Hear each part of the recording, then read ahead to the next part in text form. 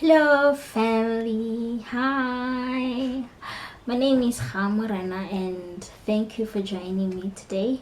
Um, don't forget to subscribe to my channel, and if you have already subscribed, I'm really grateful. Thank you very much. So, today we are going to be talking about a topic that is close to my heart, and that is disability. So, now to give you a little bit of a backstory, I have a child who hasn't walked, hasn't talked, and all because she was diagnosed with hydrocephalus. So now, hydrocephalus is a condition or a disease, I don't know how you're going to put it, where now the part of the brain is congested with fluid, and like the space where the brain is supposed to grow in is full of liquid, if you understand. I think I put it in a simpler manner. So now,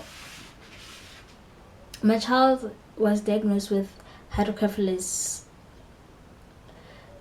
in the year 2017, and it hasn't been nice. It has been a journey, a self-searching journey, and a difficult journey, honestly speaking. So now, having to have a child who hasn't walked yet, who hasn't talked yet, has been difficult, honestly speaking. So now, looking at how far we have come with my child, it has been a journey, because, mind you, when I gave birth to her, she couldn't move her hand, she couldn't even cry, she couldn't latch from the bottle or the breast. She couldn't do anything. Like, she was just a potato there, and it was difficult. It was difficult, and it has been a journey that is hectic, honestly speaking, because now I had to be her hands, I had to be her what do you call, her legs, I have to be her mouth. So now, it has made me to be a better person, honestly speaking, and God has helped me to really navigate through this journey. My child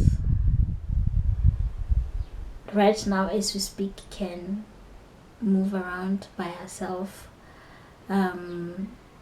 Like, when you put her in her walker, she just move around the house, and that's one of the best testimony that I could ever give, because, like, looking at where we come from, where she couldn't even move her hand, where she couldn't even cry, right now she makes a lot of noise. This child, right now she makes a lot of noise. Right now she knows what she wants, what she doesn't want. Like, if you give her water but she wants a drink, she'll just she'll just like do like this, like, no, I don't want your water, I want to drink. So it's one of those things that I look at God and say, you know what, you've been faithful, and I'm really grateful, and I'm really thankful for what you are doing in my child's life, because it has been quite a journey, honestly speaking. And seeing her having a personality now, seeing her being able to choose what she wants and what she doesn't want, and having her to be able to come to me when I call her, like, it has been my testimony. It has been my greatest testimony ever.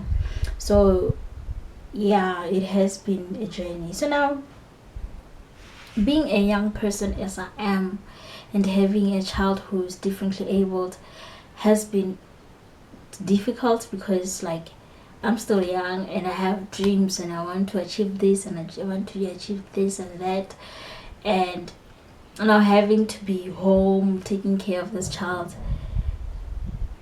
um it has been challenging for me. And when I find a job, I'd look for someone to take care of my child.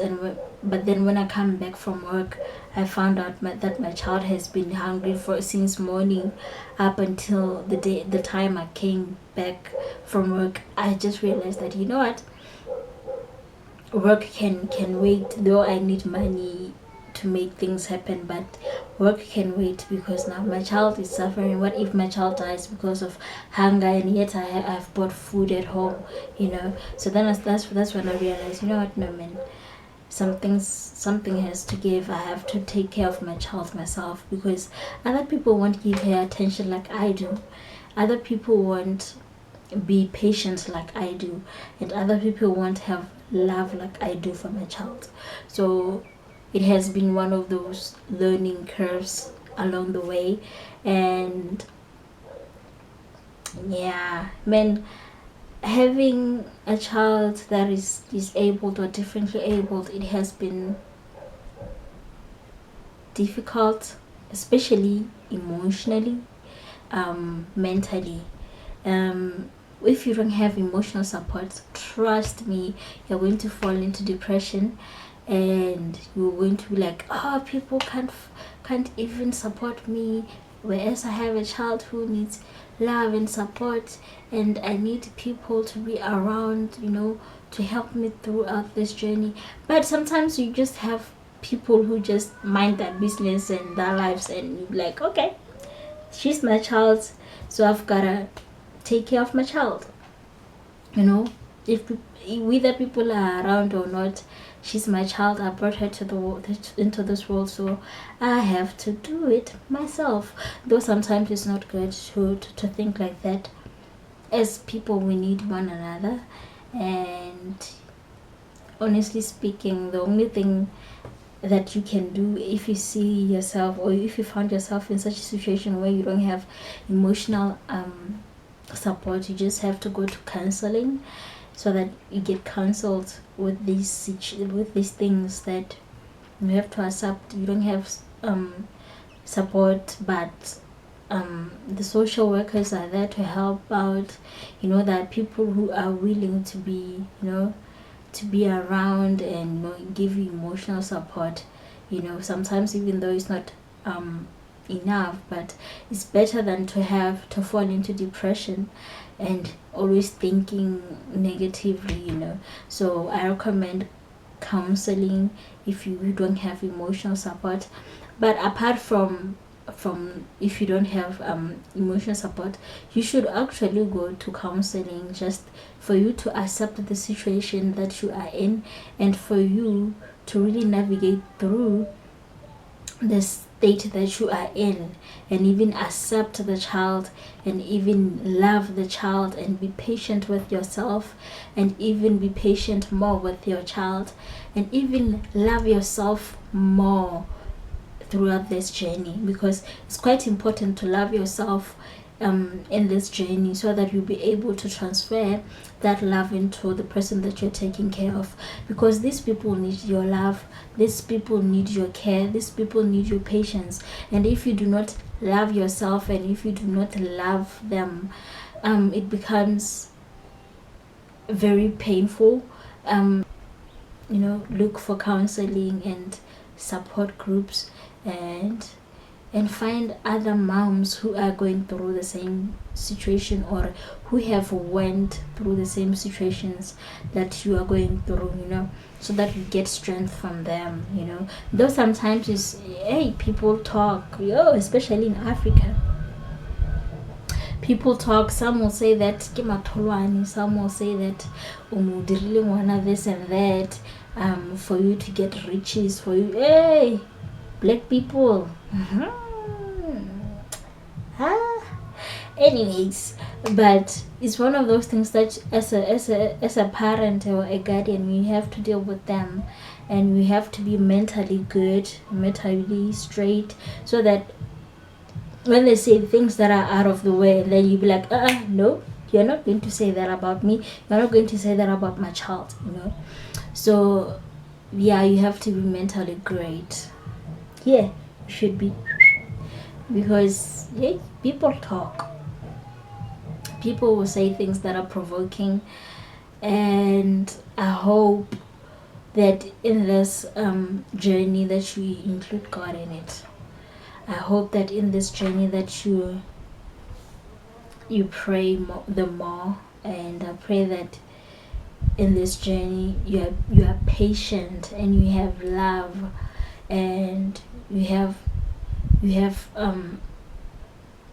God to guide you in this journey, because it's a tough one. It's a tough one, honestly. It's a tough one, and you need to be strong. You just need to be strong in this journey. So yeah, all I can say is that I pray that you have strength, and I pray that you have patience, you have love, and not forgetting yourself, because normally we just generally as parents we tend to focus more on the kids and forget about ourselves. We have to be mentally good, and we have to be fit mentally. We give out the best of us, to the next person.